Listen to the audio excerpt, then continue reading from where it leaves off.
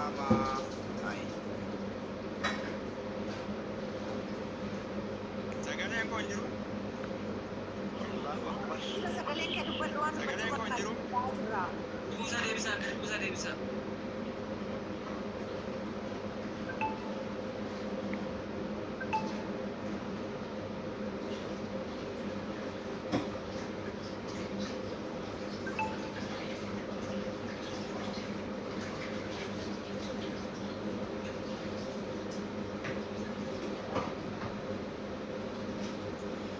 Warri kaan immoo daraa keessa namni kun tokkoo fi dhibbee taappoo godha. Hundi keessa amma harki keessa hin darbine. Ammas gaazexaan darbatee kee ammas akka akkas hin taane taappoo ishee godha. Hundi keessa.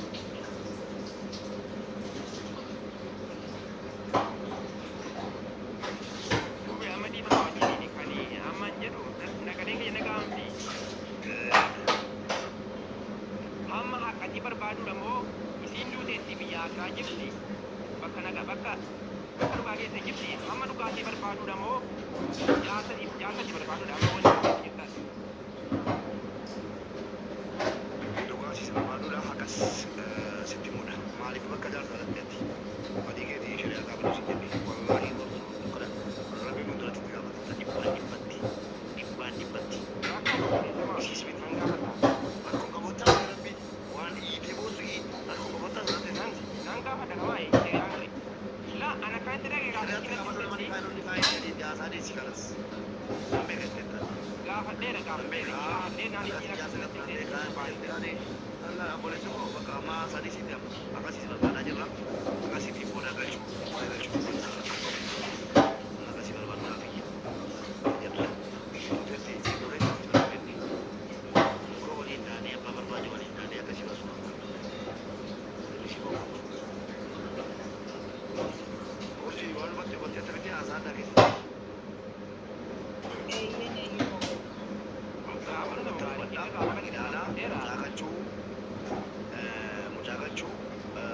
Inshallah, kan isin galtu kan isin bee jennaan jaljalina wajjin walitti qabadhaa walitti qabadhaa beekanii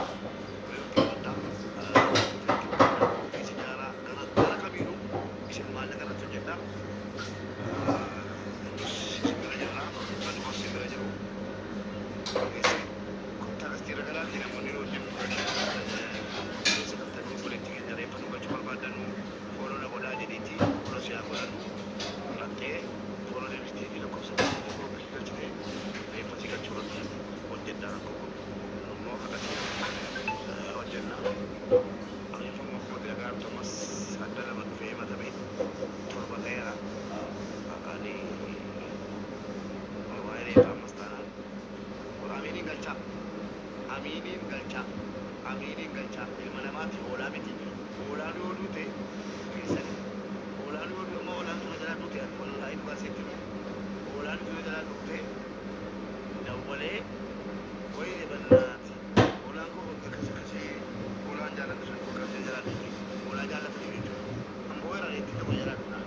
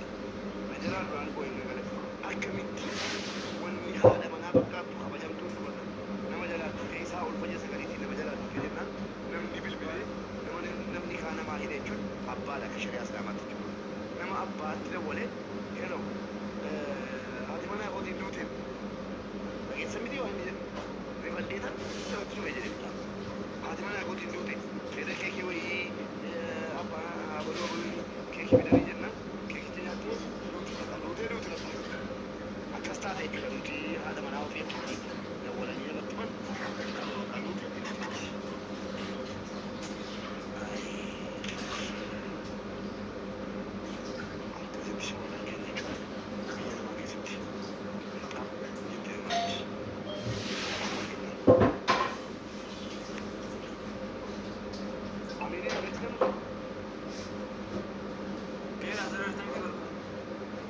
Amin gasti keessa jira bal'achaa. Oromoo dhiifamaa dhimmi kee maali beektaa? Kunis gasti keessa argaa jiranii hubachuu danda'e. Oromoon namni jedhamtu haala manaa keessa taatu kaas irraa buusinis amma ati itti barbaachiftu iddee haadha manaa iddee buleetti fi kana sabiiraa biyya galchuudhaan si barbaadde bakka biraatti si barbaadu ishii si galchuudhaatti hojjetan maal ta'a? Dhageessee haala ilmoo kee miti akka ilmoo kee godha beerra ilmoo dhaggeeffadhu gara ilmoo kee godha beerra waan godhaa isa afaan dhageessisitti namni biraa maal gochii haasa'a? Hayyamu be sagaleen koo inni dhaga'ama.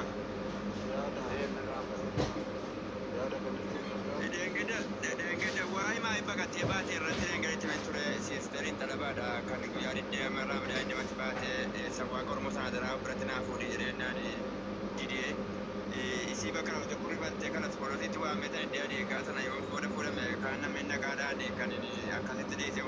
duraanis immoo namni asitti yoo du'e poolisiin akka fuudhuun man beeka kanuma ammas taanaanis immoo uummanni Oromoo jiru guutuun amiin haqaa kana keessaa baasu jalatti kadhadha. Ati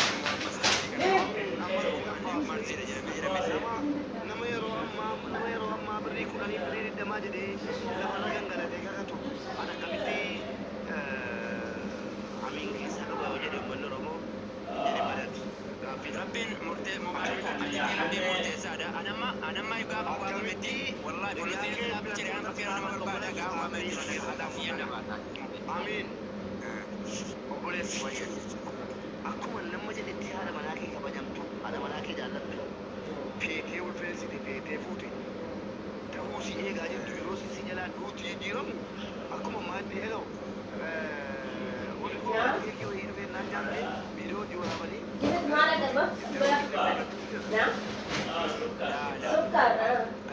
Dawwaleetanii bakka akka sabaraan amirii taatee jedhan akkamitti naan jedheni wallaahi hin beeku edee akkasitti sama saayidaa ishee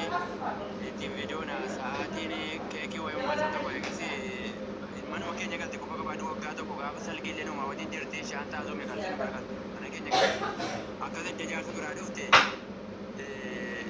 eda keekii akka wajjin jaltanii ganama dhuute shakkiin sanarraa qabaanii jedheen jamiilattii sana fiddee yookaan galchuu dandeessayyuu akka itti shakkee fiddee adii qaama laaban jamiilattiin siistariin kiyya jechuudha daqiiqaa tokkichaa tokko akka ijoolleen achi jiran namaaf mooshantuun ni jirani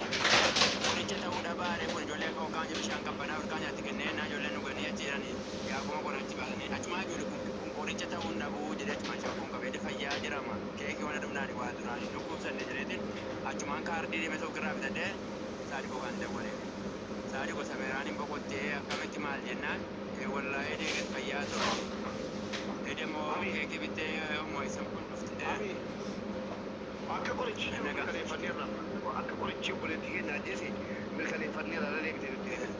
qaamtee jette warri qaaman kun gatii wal fantaaneef amantaa itti jabaachuu dhiise isiin duuti immoo gatii wal fantaaneef itti jabaateennaan duuti ta'a jennee qabanneerra kana garuu warri qaaman sun keekiin booddeetti korbaanni nyaatameera obboleessu akka keekii qofa qabatteeti maa keekiin booda koo korbaanni nyaatameera qofa dabdi keekiidhaan booda shakkii sana maa kaaftee jedhi na gaafa dhuga maaliif shakkii sana kaaftee jettee nan gaafa Oromoo sadaqoo erga keekii nyaatameen booda taphatamee viidiyoo waraabamee waa dhukkubbii wayii haadha manaa keetiitti nagaamne kana jechuun koo haati keekii dubbii qabne jechuu kooti shakkamaadha jennee ratiinis erga keekii nyaatamee maal jedheen booda koo irbaanni nyaatameera maaliif irbaata sana booddee shakkame anamma maal shakkii ta'uunaan jette dhiiba manaa wali malee irbaata shakka maaliif beektaa lamaffaarra nyaatame irbaanni ana gaala ana shakkii kooti malee warri keekii keekii marzii qabu irbaata marzii qaba jechuudha ija qaba nyaatameera hammam tura meeqee dhukkubbii tokko namatti dhagahamee irbaanni nagaa nyaatamee erga duute obboleetti kee andilaan irbaatee shakkaa waan jedhe jechuudha namni natti fara dhufe waan akkamitti keessaa keekii keessa akkamitti keekii deebisii man deebisaa achirratti akki akkas ta'e jedhee gurfaa hin beektaa keekii mana nama giraa jechuun biyya lafa kana jedha gurfaa ulfaanni hin jira akkasitti shaantaa duraan tuulame jira kan isi awwalaa zoomii bira galu isii ture booda kana erga da'uu deemte silaa adda dalagaa fi nuwaa zoomii dabalatu jennaan nuwaa zoomii ijoollee dabala jira jamiilatti dhangaddaa baatudha jamiilattiin dhangadda dhiyeenya waan nuftee fi uffata hidhiitiin qayyarate kan jamiilaa ol galchite kan si saalaatti gadi baafte bakka harka dhiqa kan ta'u yoon beekate jechuudha mana gurfaaraan gadi ba'an ijoolleen tarii gibbiitti manii akka gadi baaftee kan jamiilaa sana galchisan dawwaltii natti malte jechuudha haati keekee kun achumaan dawwaltii natti malte jennaan anasa waggaa tokko wajjin jiru taantaa kiyya gadi baastaniitu kan isiileen gadda dhuftee ol galchitanii eenyu birrii kaffalee kan eenyu waraqaadhaan aan jedhu kalas haati manaa kiyya mana jirti jiraa inni mirfii tokko hin jiru jedheen borumtanaa inni dawwaltii waa'ee shaantaa kiyya maal jedhaa taanaan jettu akkam jennaani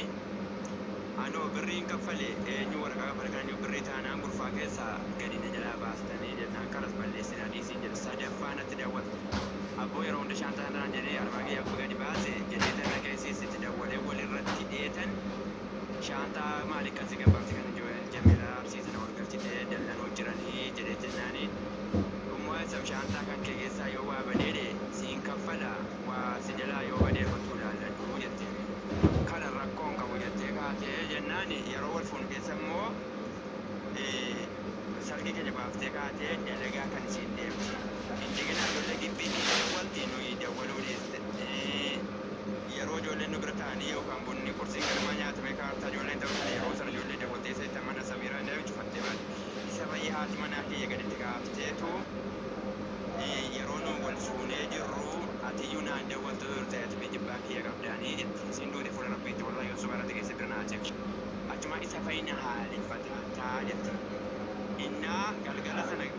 keekii biddeetii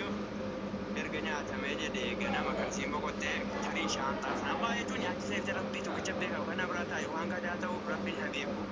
ansananna keessa dhumnaan sana shakke isa irbaata kaanii moo ijoolleen kaan wajjinumaa wajjin jiranii gaafa hidhii wajjin jiranii irbaanni gaafa godhamee jedhee olgaliidhaarra paastaa wayituu irraa hafee lafa jira mana keessaa kan godhame jechuudha fi kanaafan shakkee jechuudha malee amma garuu ijji kabajjiin wanti arginu asirratti naanis bagala gaannu kanarratti buukama qabdi waa'ee shaantaa fi jechuudha shaantaa dhimma shaantaa miti mana guutuu jirri boqota dachaa siirratti fuula keessanii ijaatti qabdu dhimmi shaantaa fuula baatee dhiyaatu amini walii kana battee golloon hin jiramu sodeen kun jira amini ammas naa rabsa waan ta'eef biyya kee naa baala waan ta'eef beemee dubbadhaa jedhemu gaaffii maalii qabdudha amini irraa dubbadhaa mi sagaleen kun jira naan kennaa jirtu humna haaraadhaan dubbadhaa baay'ee maaltu taatu fitte as keessatti sagaleen kun jiru amin rabbii jedhi sagalee kee jira dhaggeeffadhoo mamu haasoftee bitteetta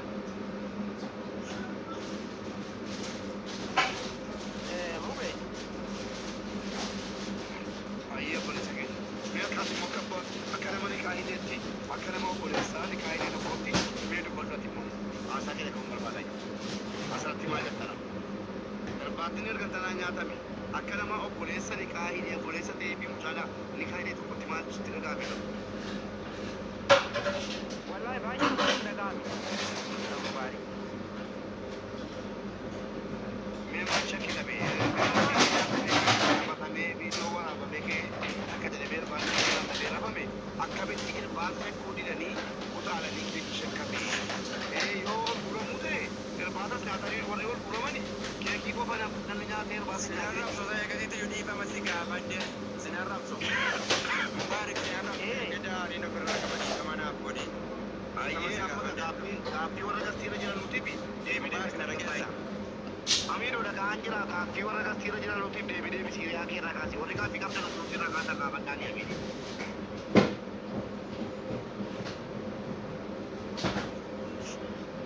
mubaarik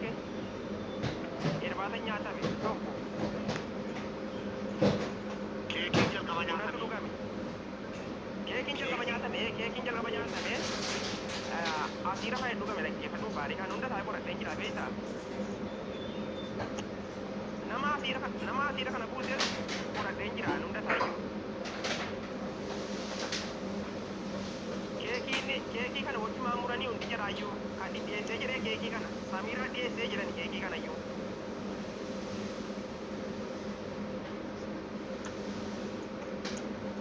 Jette kana ammoo ammallee bunatu buufamee bunni itti dhugamee irbaanni immoo ergasii nyaatame. Kana hunda keessaa isa kami keekiidha kan shakkame keekii qofaa. Kan buna buuselleen fide buna sana eenyu fide beektaa buna sana abbaa fide qoratteettaa buna sana kan fide sii dhumeedhaan sii wa fidedha buna sana illee. isaa kanaafuu asiira sana immoo eenyu banee buusee Samiiraadha yookiin obboleetti koo har'a boqotti kana eenyu banee buusee kenneef. Buna sana akka itti dhagayetti ka'anii beektaa amma dhagaa jira akka qoradde akka dhagayetti buna sana kan buusee jedhee jatti amma Jamiilaa jedha sana miti ati obboleetti amiin kanaan ati buusuun beektuu harkaatas sana buusuun beektuu jettee jira dhaggeeffadhu obboleetti sanii obboleetti kee. Koi Jamila business Ati buna sana harkaataa buusuu Jamila business la meka namni biratti du'e namni wala biratti du'e yu olii gadi sama afama ni mamu wala fi Jamila sama barreeffannoo garii fi geeraan bakka gadhiisa olgeessaa jala kaa'atu addaas olii moodi sana bakka gadhiisaa fi olnaa gadhiisu Jamila binti Islaam gadhiisu waan akka barreeffame naa gadhiisa ijoollee shamarran gaafa sana biratti olnaa fida dhimma kana koolatu waan ajandaa barbaadee dhimma ijoollee wallaggaa dhugaa rabbiin gochuun lafa mataa jiru bakka qabdu bagana qomattan maaliif akkasii dubaatti beektani dubbichi xaxaa oromoo reessa jira namni haasaa beeku namni dubbii beeku dhageessanii namni sirriitti waatii dhalu nuti tallee dubbannee jennaani gamaa gamana godhanii nu arrabsan dhageessanii wanni kun jechuudha asiiratu hojjetannaa bareeffannaa gaaraan gaafa sana amma hin hubanne asiiratu hojjetamee kun asirratti mutaanii hojii asiiraa jechuudha akkamitti anamma yeroo waan hubadhu amiin natti dallana amiino hiikama naa kuti wallaahi yoo dubbisti dabsaa jiraate rabbi dabsa dhabna jechuudha an gogoro nama duude an namaa jechaa beekti yongee mataa deeteedha nama kuma dhibba saddeet kuma lama naannee qaba deegee mataa qabu an namni dubbii namni kuma dhibba kun dubbii dhiise anaa fi birqii bite sigalee ana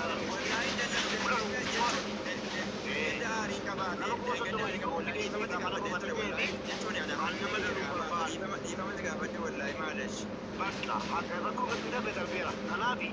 anamma wannan ciniinee qabe maa inni akkamitti asiira kunoo Jamiilaan hin dhufteetti asiira eenyu fide maaliif akka akkuma mutaa akka ba'u mubaarak bishaan bitee ergeera abaluu kiniinii bitee fideera abaluu atokko bishaan kennee biture atokko buna kennee biture jedhamee haasa'amuu qaba malee uummanni Oromoo dhugaa jirtu baasee qoratee jiru malee wanni kun lafatti gadi bu'aa yeroo isheen jedhu dhagaadhaa wanti kun abbaan gadoota abbaa abbootiin gadaaf Oromoo dhufanii dhimma kana qabatanii dhiifa waan jiru dhimmichi dhimma Samiiraa qofatu hin taane dhimma shamarran Oromoo guutuuti adda waa'ee Samiiraa akkasitti sabbanaa'ee dhiifama taanaan bor Samiiraa dhibba tokko deemuu dhabuuf deemna biyya Arabaa keessatti keessattuu dhiironni dhiifama naa godhaati ana dabalate dhageessanii ana dabalatee dhiira keessa jira waan ta'eef warri hojiin keessan sin ilaallanne hojiin keessan sina baasu dhiifama naa godhaa dhiironni biyya Arabaa keessa jirru haadha manaa keenyaa kan ajjeesisu nuyi dhaggeeffadhaa haadha manaa keenya kan ajjeesisu nu dhiirota sababni isaa hiriyoonni haadha manaa keenyaa yeroo jarri mana keenya dhufanii haadha manaa keenyaa biratti dubartoonni yaallaan tokko tokko bijaamaa yoo nu mana keessa hin jiraanne bijaamaadhaan teessi kuttaadhaan teessi wal birachuudha dubartii yeroo bakkeedhaan dhumnee dubartii sana hiriyaa haadha manaa keenyaa argine miira keessa galtee bilbilatti barbaadannee itti bilbillee jajjannee jaalala keessa yeroo galchine dhumeera haadha manaa keetti dhumeera isuma dhumaa sinitti hima suma jedhaa haadha manaa keetii gaafa ajjeesuu barbaadde hiriyaa haadha manaa keetii jaallatu yookiin immoo namni dirqinaa shirmutinnaadhaa jaallatti haadha manaa keetii si keedaan dhuguma haadha manaa keetii jaallatta yoo ta'e baraari haadha manaa keetii obboleessa kun dubartii waliin laamtu ana caalaa dubartiidhaa yaa oolu ganamaa kaasee amma galgaatan dubartiidhaa yaa oolu gaaruu soolii dubartoonni waliin laamtanumaan kana irratti jaamaadha jaalalli si qabnan jaamaadha gootanii kaatanii gaabbitu gootanii kaatanii gaabbitu dubartoonni si kanarraa fudha jaallatanii gabbite beekanna jibba kanaaf warri waa bakkeedha jaallatan yoo danda'ame dhiisa yoomuu hin dandeenyu rabbiin waa gaafatu jettanii cubboo hojjennattanii please hiriyaadha manaa keessanii yookiin immoo nama haadha manaa keessanii irraa fagoo ta'e yoo ta'e malee haadha manaa keetii ilmoo namaati obboleettii qabda haadha qabda hin ajjeessin bannaati rabbii jedhu ari'addu haadha manaa keetii tumii ajjeesi tumii gadi suma gaafa irratti hiriyoota siirratti jaalachuu barbaatan tumaa gadi baasaa haadha sin eeyyame duusiirra bu'aa jiraattu sossobna.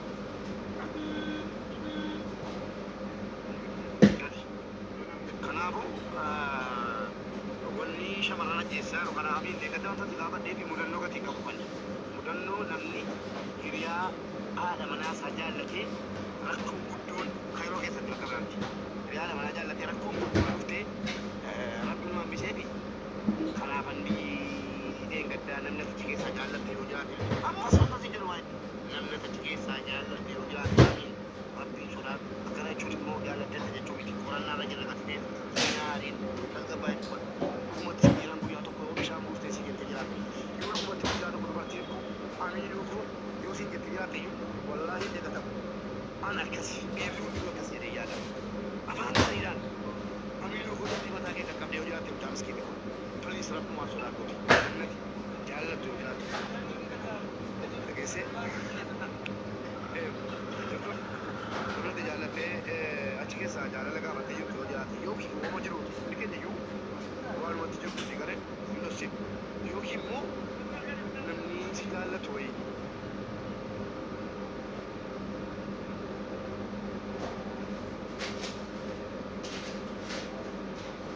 geessi amiin sittan deebi'ee haaraa nama si dhiibama naa godhite dubartoota ja'amoo torba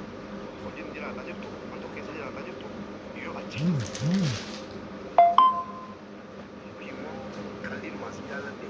jiraate nama kanatu samii raajjeesee nu kenne dabarsi tokko yoo mul'akki jette nama amiinoo koo tuuta qabanaa koo taate wayyoo minaa wanta akkasii jiraate muudiin tokko yoo wanta akkasii jiraates nutti himi amiin geessee amiin nutti himi sirraa kaa fudhannaan suma kan jedhamu caan akka jaalatti keessi kumaan jira bakka Mangan sila sila kama mana. Jadi assalamualaikum. Yeroo takka Mee kaara jabaa si kenne naan inni biyya kennaa mee beeku baddaa kamaanu kan keessatti jalistee ilaalu. qabachaa Jirani jamiidha kana ila argaatiin dhuftee kan jedhee gadda irraa madaanaa qabamu kaarumaan bakka dalagaatiin siisa takkaa wal argee. Amiin nuti qabadhu. Mubaarak qonna keessa. Amiin yeroo si gaafadhu waan tokko naannee beeknee nuti qabadhu karaa rabbii kennaa nan dubbatu. Walitti deebifta. baay'ee mi'ootii qabadhu amiin yeroo takka adda silas ati dubbattinaan si jala callise walumaa galatoome mubee yaada kana kaasuu keefi guyyaa tokko sii bilbileen ture waa'ee makaras jedhee Yoo sii kan ta'e bajaa. maal ta'e namni kun gaa'is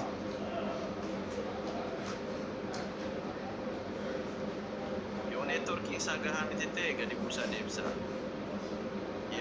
na dhagaa irraa bu'aari